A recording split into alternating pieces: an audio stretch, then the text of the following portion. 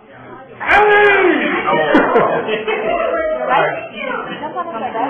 just want to tell everybody thank you very much for being here. I mean, it's unbelievable that everybody shows up because of us two knuckleheads. I'm so glad my family could be here, all my brothers and my sister and my parents. And I'm so glad to meet Becky's family. I hear about you guys, and I just kind of have to do images in my head. And sorry, they're stick figures.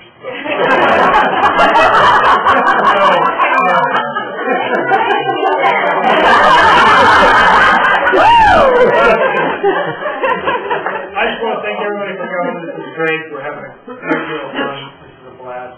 After Brenda quits embarrassing me, we're going to probably, and I haven't had enough sweet and stuff for the day, so we're going to cut some cake and maybe throw some stuff around. So, with that in mind, who would have imagined when we were growing up, and my brother Troy can attest to this, who would have imagined that my little sister would have grown up to be as beautiful as my mother. And that I would have become as cantankerous as my father. I just want to thank you guys for being here. It's so very special. Thank you so very much. Where's she at? I'm waiting for a minute.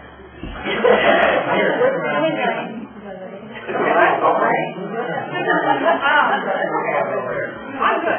You're not. Here's a towel. That's my sister, yeah. I do want to also thank all of you guys for coming and say a congratulations to you guys. Thank you for all of these people. Hey, he's talking. Vinny T. You gotta shut up. Emily! I'm watching you! Here, right here. I got you. Anyway, I just want to thank everybody. I know some of you came a very long distance, and I really appreciate you coming here to share in their day. And as Tim's little sister, for those of you that don't know him, well, let's look in on a little something. Some of you may think you know him, or think that you he reminds you of someone, or you think you know him pretty well, but you do not. And you may think he reminds you of someone, but you don't know him. He is a definite one-of-a-kind individual, and you will never, ever in your entire life meet someone like him. Thank God. There is just nobody like him. And as a kid, I just want to let you know a few tidbits about Tim's personality. And something. The first thing is, he's the guy that he always would take care of his little sister, and me being the last of six. I was the only one to use a guest. So he always took care of me, and he was the guy that would, what you thought was an innocent game of cowboys and robbers, would have one brother knock you out of the wagon and he'd run you over on a spike. And 6 months later, he would teach you how to ride a bike. And then he's the guy that he told you how important it was to run from the monkey dogs that were down the street. And as a result, make fun of you for owning one. And then he would teach you how to shoot a bow and arrow and a BB gun and take you hunting against your will or whatever, shoot you with a BB gun. And then he would also catch fish with arrows to win compound bows at contests for life-saving his character later on. He also was the guy that taught me to not only to ride a bike but to swim, and then had to jump in and rescue me because he made me laugh so hard as I was in the lake I nearly drowned. He was also the guy that not only wanted to be a mountain man as he grew up, but made his own sandals out of cardboard and purple. And they smelled like it too. He was also the guy that takes away the unwitting boyfriend who was unfit for his little sister, who she didn't find out for 15 years why he never called her back.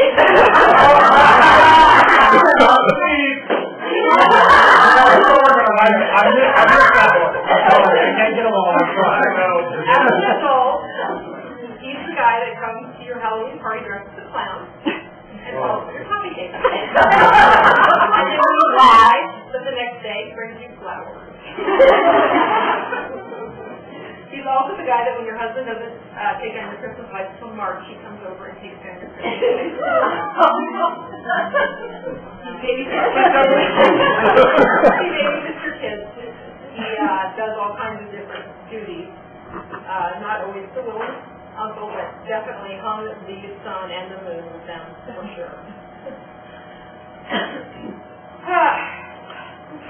When he left for Alaska this last time, we all know he's taken several trips, he's traveled around the country.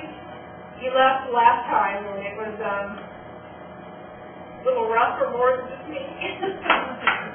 And as I realized that I was not the only one sad to see him go, but I realized that when he came back to Kansas City, it would not be to see me. It would see this girl that Tim described as the coolest chick in the room. And what he says when Tim describes something to you, he describes it like picture. You can almost see it in your head. It's a sunset, it's an animal, it's something, and he describes it like you can just picture it. You don't even need a photo. But with Becky, it was different. He described how she made him feel, which for me was something new for Tim. And that's when I knew that he wasn't ever going to come back to this godforsaken city of Kansas City for me. That's when I knew that he was coming back for this lovely lady named Becky. Tim has had his run in Kansas City. The first day he came here to visit me for a canoe trip, he got, we had an attempted carjacking with a mosquito drill. And he chased the guy down the street. He also has been personally egged. His house has been paintballed. His house has been robbed. He had his bike stolen.